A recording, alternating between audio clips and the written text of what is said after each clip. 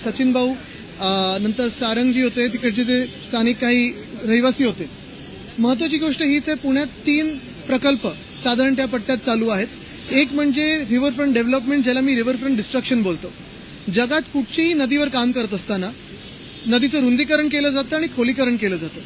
कदाचित एकमेव उदाहरण असं असेल जे पुणे महानगरपालिका असेल, राज्य सरकार असेल, ते करते जगात, की मुळामुठा ही अरुंद करतात. राडारोडा टाकून म्हणजे डेब्री टाकून नदीचं पात्र छोटं करतात, कमी करतात. आणि मग हे झाल्यानंतर आपण पाहतोय मागच्या वर्षी असेल किंवा मागच्या वर्षी असेल, पुण्यात पूर येऊन गेला.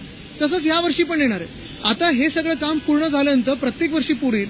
तर पंकजाताईंना मी मंत्री महोदयांना विनंती केलेली आहे की आपण स्वतः लक्ष घालावं. मी जेव्हा लक्ष घातलं होतं, आम्हाला दिसलं होतं की रेड लाईन, ब्लू लाईन ह्या सगळ्या ह्या कामासाठी बदलल्या गेल्या होत्या, खोट्या दाखवल्या होत्या.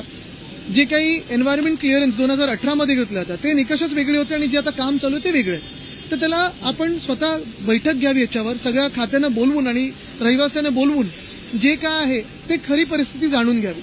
तसंच दुसरं म्हणजे वेताळ टेकडीचा विषय आहे.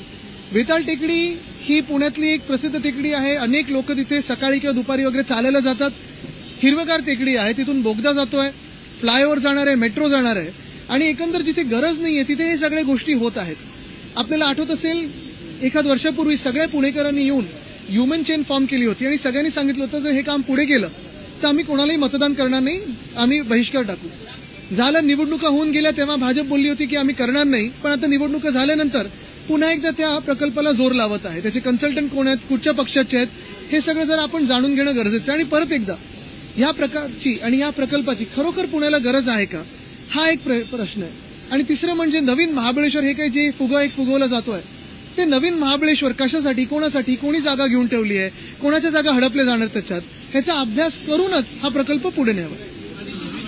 आज मुख्यमंत्र्यांनी एक गोष्ट जाहीर केली की जे भोंगे आहेत ते भोंगे काढले जातील, जे डेसिबल सांगितले त्याच्यापेक्षा जास्त आवाजाचे जे भोंगे असतील ते सगळे उतरवले जातील, तसे आदेश सुद्धा गृह विभाग देईल. चांगलं आहे. केंद्र सरकार यांचंच आहे, राज्य सरकार यांचंच आहे, प्रशासन यांच्याच हातात आहे. तर त्यांनी प्रशासनाचं काम करावं, जे हायकोर्टची ऑर्डर त्याचं पालन व्हावं. मुख्यमंत्री एकनाथ शिंदे हे वारंवार बैठका घेत आहेत. 100 दिवसांच्या आराखड्यामध्ये देखील त्यांचा तो विषय होता. लवकरात लवकर कसं केलं जाईल? हो, बघा, मी त्यांचं जे एकदम लगेच आता गेल्या 5-6 वर्षात सापडलेलं गाव आहे त्याच्यात जाणार नाही. ते गाव जे वाढतंय त्याच्यात जाणार नाही. घराचं ते क्षेत्र आहे त्याच्यात जाणार नाही. गावाकडे रस्ते नाहीत पण 2 हेलिपॅड आहेत त्याच्यात जाणार नाही. त्यांचे काही त्याच्यात हेतू आहेत का मला माहित नाही. माझी इच्छा आहे की चांगलं हिल स्टेशन व्हावं, पण लगेच नवीन महाबळेश्वर, नवीन हे ते करण्याच्या ऐवजी तिथे काय, तिकडे स्थानिक जे आमचे आदिवासी बांधव आहेत त्यांचं काही कोणी ऐकलंय का? सगळा जो डीपी होता किंवा सजेशन ऑब्जेक्शन होते ते तर इंग्लिशमध्ये छापले होते. कोणी त्यांना जाऊन लोकली विचारलंय का? जे डीपी छापले होते त्याच्यात जी खरी परिस्थिती आहे ते दाखवलंय का? ते काही न दाखवता कोणीतरी जागा घेतल्यात, त्याच्यावर तर शासनाने ते जागा घ्यावा पुढे पैसे देऊन. हाच प्रस्ताव असेल तर आम्ही विरोध करू. बघा, पर्यावरण प्रेमी असतील, काही नागरीकरण प्रेमी असतील, मी महाराष्ट्र प्रेमी आणि महाराष्ट्राच्या हिताचं ते बोलू. महाराष्ट्रावरती कर्जाचा बोजा जो आहे तो वाढत चाललाय. 9,32,000 कोटींवरती हा पूर्ण कर्ज. बोजा म्हणजे ह्यांनी जो आता स्वतःचा बोजा ह्याच्यावर ठेवलेला आहे, पूर्ण जे काही वजन ठेवलेलं आहे. आपण पाहताय की कर्जाचा बोजा आहेच, पण महत्वाची गोष्ट म्हणजे हे कोणी केलं? खोटी आश्वासनं कोणी दाखवली? आणि आम्ही जर सरकारमध्ये असतो तर आम्ही लाडकी बहिणीला 3,000 रुपये करून दाखवले असते. पण आज आपण पाहतोय, काल रात्री पण मी पूर्ण ते बजेटचं डॉक्युमेंट चालत होतो.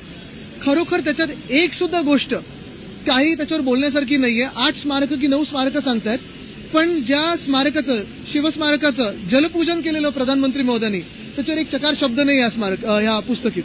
तसं पाहायला गेलं तर मुंबईत एक सुद्धा नवीन गोष्ट नाही आली. कुठच्याही जिल्ह्यामध्ये नवीन गोष्ट नाहीये. स्वतःच्या काही लोकांना आणि स्वतःच्या आवडत्या लाडक्या कॉन्ट्रॅक्टरना पैसे आहेत, पुढे काही नाही. उल्लेख केलेला आहे. विधानसभा निवडणुकीपूर्वी महायुतीने जाहीरनाम्यात 2100 रुपये देऊ असं म्हटलं.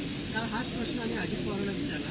ते पत्रकारांच्या ते ओरडले आणि आमच्या जाहीरनाम्यात आहे नाही आणि तसं तुमचं वक्तव्य केलं असं बोलले. आता हेच तुम्हाला सांगते मी, तेव्हा 2100 देऊ बोलले होते, आता किती देतात? 1,500 देतात. 46,000 कोटी दाखवले होते, आता किती देतात? 33,000 कोटी. बरं, यादीत पण कपात सुरू केलेली आहे. आमची तर मागणी हीच होती काल आणि अपेक्षा ही होती की दिल्लीच्या बहिणी आणि महाराष्ट्राच्या बहिणीत फरक न होता 2500 इकडच्या पण बहिणींना द्यायला पाहिजे होते. पण आज आपण बघतोय महाराष्ट्राची किंमत ते काय लावतात.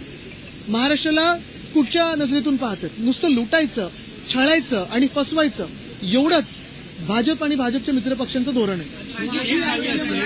यांचा एक विषय आलेला आहे, त्यांचे एक ऑडिओ क्लिप व्हायरल कोणाचं? झाली. प्रकाश सोळंके यांची. ते म्हणाले की मी 10-12 कोटीमध्ये आमदार झालो, अनेकांना 40-45 कोटी रुपये लागतात. काही काही मर्सिडीज पण बोलतात.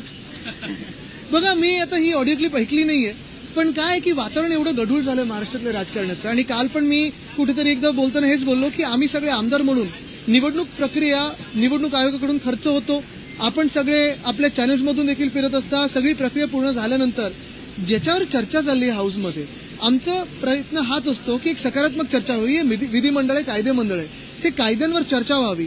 दोन्ही बाजूनी जे काही सूचना येतात, काही चांगले असतील काही वाईट असतील, चांगले असतील विरोधी पक्षाचे जरी असले तरी ऐकून घ्या, मान्य करा. महाराष्ट्र तसंच तर पुढे जाईल. माजी आरोग्यमंत्री तानाजी सावंत आदित्यजी आरोग्य मी काही ठराविक घाणीवर बोलत नाही. तानाजी सावंत यांच्या काळात एक अँब्युलन्सचा घोटाळा झाला समोर आलाय. शेकडो अँब्युलन्स खरेदी केल्या, करोडो रुपयाच्या केल्या, एकही अँब्युलन्स दिली नाही, एकही अँब्युलन्सचा उपयोग झाला नाही, पैसा गेला पण नाही. अँब्युलन्स मला वाटतं खेकड्यांनी खाल्ले असतील. आदित्यजी सविस्तर प्रतिक्रिया अपेक्षित आहे. सविस्तर प्रतिक्रिया म्हणजे आता सविस्तर प्रतिक्रियेसाठी जे काही विषय आपल्या समोर येतात, मग तो MMRDचा घोटाळा असेल, सिस्टर कंपनीचा घोटाळा असेल, जे फ्रान्सच्या देशदूतांनी लिहिलेलं आहे. अनेक घोटाळे आम्ही आपल्या समोर आणलेले आहेत. काही काही तर मला वाटतं इकडून तिकडून सीएम ऑफिसमधून वगैरे पण येत असतात आपल्या हाती. पण मुख्य गोष्ट हीच आहे की या घोटाळ्यांचं पुढे होतं काय. अधिभोजन थाळी आणि आनंदाचा शिरा यांसारख्या योजनाला या अर्थसंकल्पावरून कुठेच तरतूद नाही, म्हणजे बंद होण्याच्या मार्गावर आहे. शिंदे गट बंद होतं का? हळूहळू ते पण होणार आहे. शिवसेना शिंदे गटाचे पदाधिकारी त्यांनी फसवणूक केली होती, तुम्हाला येऊन भेटलं. हो, त्या कुटुंबांनी मला माझी भेट घेतली. त्या दिवशी नेमकं सुरेश उर्फ भैया जोशी यांनी मराठी विरुद्ध काही बोलून दाखवलं होतं, महाराष्ट्र विरोधी काही बोलून दाखवलं होतं. पण त्याच वेळी मला ते कुटुंब येऊन भेटलं होतं. आमचे अखिल चित्रे यांनी ते कुटुंब माझ्याकडे आणलं. मी मुख्यमंत्र्यांना पत्राद्वारे विनंती केली होती आणि तशी ती कारवाई पुढे झाली. मध्ये काही शायनर लोक गेलेत श्रेय ढापायला, त्यांना ढापू दे श्रेय, पण जसं त्यांनी दुकान ढापलं होतं तसं श्रेय ढापण्याचा प्रयत्न करतात. आणि तुम्हाला माहिती आहे ढापाढापी त्यांची चालू असते.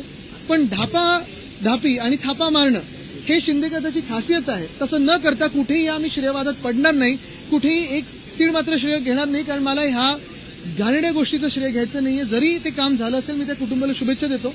आणि तो जो कोण व्यक्ती आहे, लालसिंग कोण तो आहे, तो किती दिवस आता आत राहतोय हे पण मला बघायचं. सगळ्यात कमी निधी दिला गेलेला आहे, 3 नंबरचा निधी दिला गेला आहे. भाजपला 1 लाख कोटी आणि शिवसेना शिंदेला 87,000. ये तो सिर्फ ट्रेलर है, पिक्चर अभी बाकी है. आज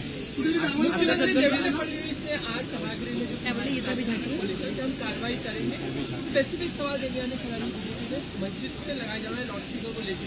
देखिए, मैं यही कहना चाहता हूं, पिछले 10 साल से 11 साल से केंद्र में सरकार भाजपा की है, यहाँ भी सरकार भाजपा की है. सवाल भाजपा के ही लोग उठाते हैं, जवाब भाजपा के ही नेता देते हैं. तो ये क्या सेटिंग में चल रहा है? बांग्लादेशों पे सवाल कौन उठाता है? भाजपा के ही लोग उठाते हैं, लेकिन उसी बांग्लादेश की टीम को यहाँ बुला के खेलते हैं. पाकिस्तान का केक कौन खाने जाता है? नवाज शरीफ का केक कौन खाने जाता है? भाजपा के नेता जाते हैं, फिर भी उन्हें पे वो बोलते हैं. आप ही का प्रशासन है, आप ही का शासन है, आप ही की सरकार है, कार्रवाई करके दिखाइए. और जो भी कानून से कार्रवाई करनी जरूरी है कीजिए ना. कौन किसने रोका है 11 साल में?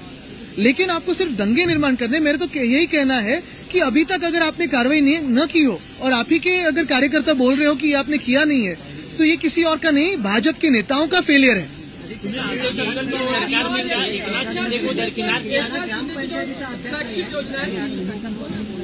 कोण काय झालं? बाम जास्ती झालं?